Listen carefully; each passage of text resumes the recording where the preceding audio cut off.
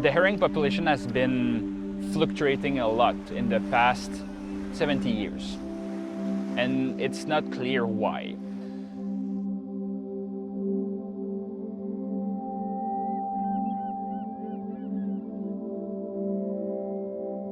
I am working on activity 3 of the herring project.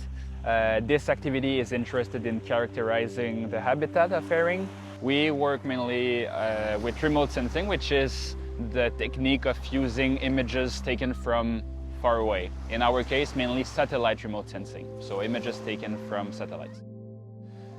And I am associated with PSF on this project on herring.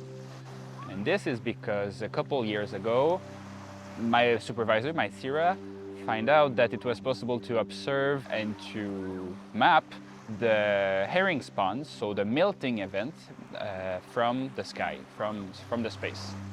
We have access to over 43 years of data, so using from Landsat 4 to Landsat 9, we can go back to 1981 to map and have a more precise idea of which sites of spawning have been used in the past, to which extent, so what was the magnitude of those events, and is the satellite remote sensing approach giving us new insights on those events.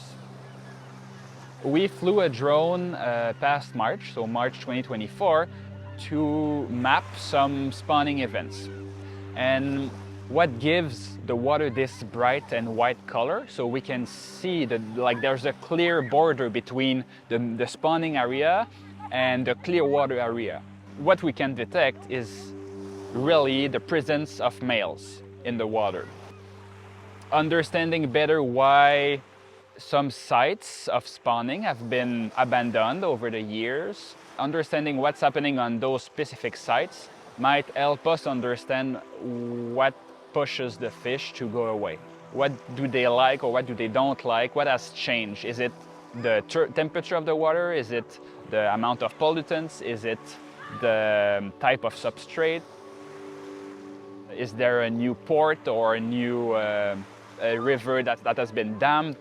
So is there logging? This kind of thing. So by understanding what is affecting an area that was liked in the past, that was used in the past, but that is not anymore, understanding what has changed since then might be a helpful way to understand what could we do to protect herring. Herring is, Pacific herring is a forage fish, very central in the food chain of the Salish Sea. For example, it's a fish that will eat very small, tiny organisms such as zooplanktons, and will make all this energy available to bigger animals such as seals, such as types of whales, orcas, birds as well, bigger fish such as salmons. So herring is a key element of the food chain, the trophic chain of the Salish Sea because of that. It helps transfer energy up in the levels.